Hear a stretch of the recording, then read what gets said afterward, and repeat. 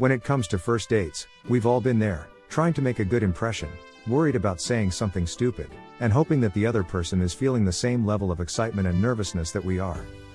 In an effort to improve our chances of landing that elusive second date, I turned to one of my favorite self-help books for some guidance.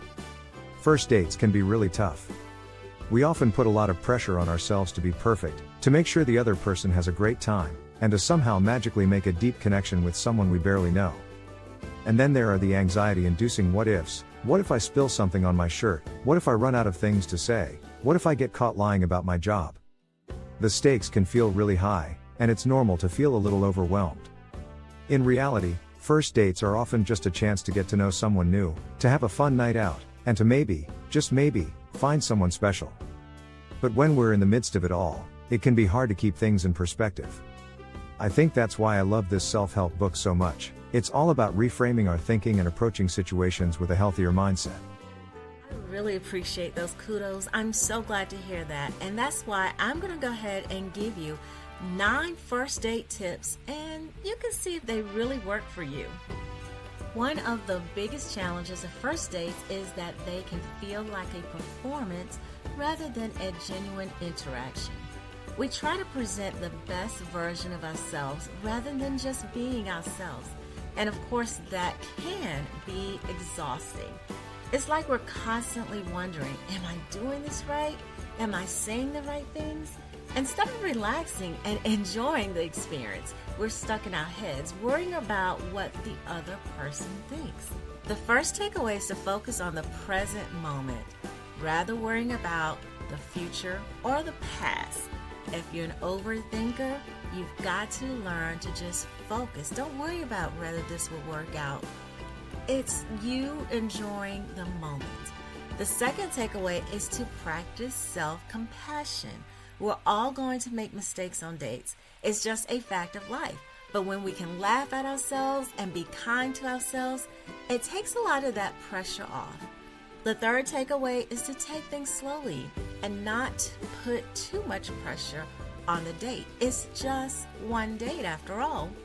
The fourth takeaway is to focus on the other person rather than trying to make a good impression.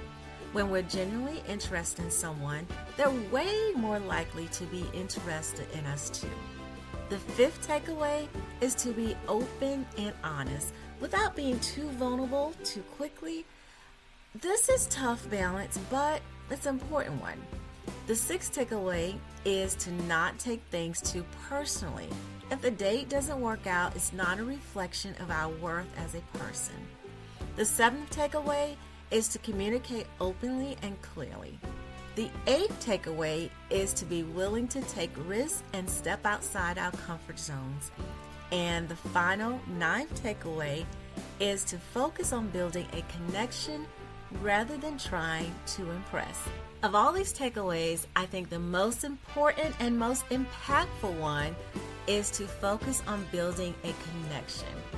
When you focus on making a good impression, you get caught up trying to be perfect, it takes away from the experience of getting to know someone new. But when you focus on building a connection, you're able to relax and be yourself, and that's when everything happens naturally. Now, what is the book? Because I said, and our guest said, that these are 9 takeaways from our favorite self-help book. So, what's the book? Now, of course, you know, I'm a little biased because this is the book I wrote. The title is 40 Questions Before a First Date. Yes, I want you to go to Amazon and grab this book or head over to www.rondagreen.com and purchase it there. What you're going to find out is that we're going to dig deep into self-reflection questions and then some questions for you to have great communication with the potential date before you even go out. This also eases some of the pressure so that by the time you go out, there's no more small talk. You've already taken some time to ask some serious questions, ask some fun questions, and really kind of get to know each other more than on a surface level.